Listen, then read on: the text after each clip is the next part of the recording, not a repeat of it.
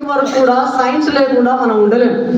ఈరోజు మనం అనుభవిస్తున్నటువంటి లగ్జరీస్ కానీ, ఫ్యాన్ కానీ, రిఫ్రిజిరేటర్ కానీ, బల్బు కానీ, ఎంతోమంది శాస్త్రవేత్తలు కొన్ని సంవత్సరాలు వాళ్ళ జీవితాన్ని దానికి త్యాగం చేస్తే ఈరోజు మనం లగ్జరీస్ని మనం కనుక్కుంటున్నాం. So do you know how much time to take to invented the bulb కనుక్కోవడానికి ఎన్ని సంవత్సరాలు పట్టిందో మీకు తెలుసా? థామస్ ఆల్వా ఎడిసన్ తన జీవితాంతం బల్బు కనుక్కోవడానికి ప్రయత్నం చేశాడు. కనుక్కొని 1000 times 999 సార్లు ఈ failure to find out the discovery of the bulb. So ఆయన అంటాడనమాట, మీకు ఏం తెలిసిపోయారు అంటే, నేను 999 సార్లు బల్బుని ఈ విధానంలో కనుక్కుంటే మీరు బల్బును కనుక్కోలేరు అన్న విషయాన్ని సమాజానికి చెప్పినా అన్నాడు. So this is the positive attitude. సైన్స్కి ఉండాల్సినటువంటి లక్షణం, సైన్స్ స్టూడెంట్స్కి ఉండాల్సినటువంటి లక్షణాలు ఏంటంటే, హార్డ్ వర్కింగ్ నేచర్ ఉండాలి, డిసిప్లైన్స్ ఉండాలి, ట్రూత్ఫుల్నెస్ ఉండాలి, హార్డ్ వర్కింగ్ నేచర్ ఉండాలి, ఓన్లీ సత్యాన్ని నమ్మడం, సో బాగా కృషి చేయడం, నాన్ సూపర్స్టిషన్స్ అంటే మూఢనమ్మకాలు లేకపోవడం. సో ఈ ఊళ్ళో మనం ఈ ఊళ్ళో పల్లెటూరులోకి పోతే తుమ్మిడి పోయి అన్నట్టు తుమ్మిర అనేది రావాలంటాం.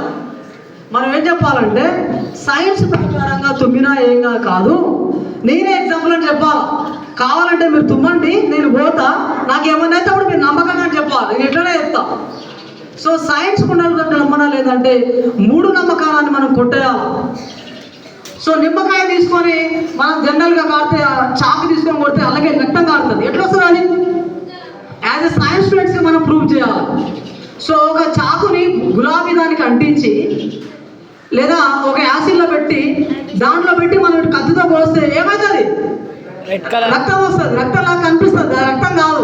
సో వాడు జిమ్నాస్టిక్ వచ్చి వాడు వేస్తాడు కదా, అప్పుడప్పుడు రెడ్ కలర్ పంపిస్తాడు. సో రెడ్ కలర్ ఎట్లా వస్తుంది అంటే, వెన్ యాసిడ్ ఏం చేస్తా అంటే దాంట్లో ముంచినప్పుడు రెడ్ కలర్ ఇస్తుంది. సో ఈ జ్ఞానం మనం కలిగి ఉండాలి. కాబట్టి సైన్స్ స్టూడెంట్స్గా మనకు ఉండాల్సిన లక్షణాలు ఏంటంటే, హార్డ్ వర్కింగ్ నేచర్ ఉండాలి. ఈరోజు ఇంత లగ్జరీస్ మనం కలిగి ఉంటున్నామంటే because of scientist their hard works. మనం ఏం చేస్తున్నాం, హాయిగా ఫ్యాన్ లేదని బాధపడుతున్నాం, కానీ ఆ ఫ్యాన్ రావడానికి కారణం ఏందో కనుక్కున్నారా? ఫ్యాన్ ఎంతో కృషి చేసారు, ఎంతో హార్డ్ వర్క్ చేశారు. అసలు ఈ సైన్స్ అంటే ఏంటో తెలుసా మీకు? సైన్స్ అనే పదం సైన్సియా అనే ఒక లాటిన్ పదం నుంచి వచ్చింది. సైన్సియా అంటే దానికి అర్థం తెలుసా? టు నో, తెలుసుకోవడం. The systematic body of the knowledge is the science. క్రమీకరించబడిన సంచితమైన ప్రకృతి పరిసరాలు మాత్రమే పరిమితమై సంచితమైన అంతులేని అనుభవాల సమూహమే science. The systematic body of the knowledge is the science. Science అంటే ఒక సత్యాల కుప్పే. అన్ని సత్యాలంటే ఒక దగ్గర పోగు చేస్తే వచ్చేదే సైన్స్. సైన్స్లో ఎప్పుడు కూడా మార్పు అనేది శాశ్వతం. The only constant in the science is change. మార్పు మాత్రమే సైన్స్లో ఉంటుంది. మార్పు ఎప్పుడు మారుతూనే ఉంటుంది, అప్డేట్ కావాలి మనం. అయితే సో సివి రామన్ గురించి కొద్దిసేపు మాట్లాడతాం, ఒక 2-3 minutes. సివి రామన్ అంటే మనకు జనరల్గా గుర్తొచ్చేది ఏంటంటే నోబెల్ ప్రైజ్. చంద్రశేఖర వెంకటరామన్ అంటే తెలియదు, కానీ సివి రామన్ అంటే బాగా గుర్తుంటుంది. ఓకేనా? ఎందుకు వచ్చిందయ్యా సివి రామన్ అంటే, ఆయన ఇంటి పేరు చంద్రశేఖర వెంకటరామన్. చిన్న పువ్వు పుట్టగానే పరిమళిస్తుందనగా అని అంటాం కదా. సో ఆయన చిన్నప్పటి నుంచే ఈ యొక్క రీసెర్చ్ పైన ఇంట్రెస్ట్ కలిగి ఉన్నాడు. ఓకే, ఆయన ఎప్పుడు జన్మించారంటే, he was Born on 1888 November 7 Tamil Nadu తిరుత్తణిలో ఆయన జన్మించడం జరిగింది. సో ఈ completed it is matriculation at the age of 12. ఆయన 12వ ఏటనే తన మెట్రికులేషన్ కంప్లీట్ చేయడం జరిగింది. ఆ తర్వాత 1904లో ఈ completed degree from the presidency of Madras presidency college. In the 1907 he completed MSc Physics and he stood first rank. In the 1907 he is also passed ICS. ఈ రోజుల్లో పెద్దగా మనం అనుకునేదంటే ఐసీఎస్. ఇప్పుడు యూపీఎస్ఎస్సి కండక్ట్ చేస్తుంది. ఇండియన్ సివిల్ సర్వీస్కి 1907లో పాస్ అయ్యాడు.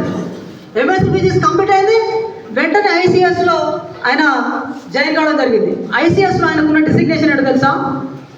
Deputy accountant manager. So అది చాలా పెద్ద పోస్ట్. కానీ ఈయనకున్న సైన్స్ పట్ల ఉన్నటువంటి ఆసక్తిని బట్టి ఆ జాబ్ రిజైన్ చేసాడు.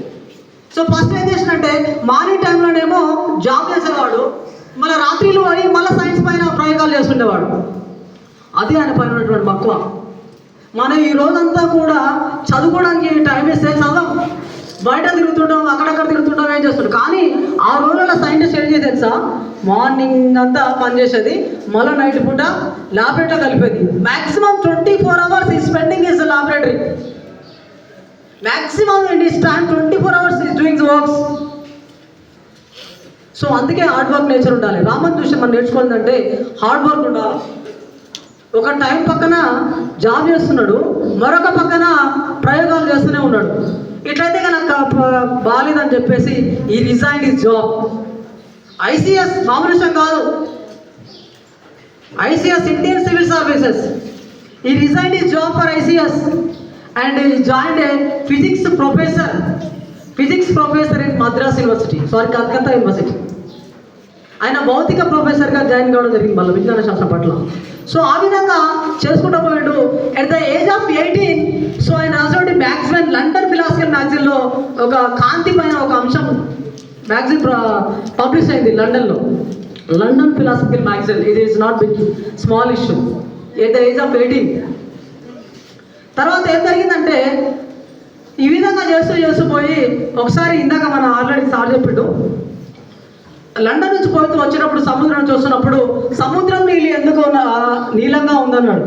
అందుకే నేనేమన్నా అంటే నీలమ్ముకు గాలమ్ము వేసి, సముద్రానికి నీలమ్ము గాలమ్ము వేసి అది నీలమ్మ అని తెలిపే ఎవరు?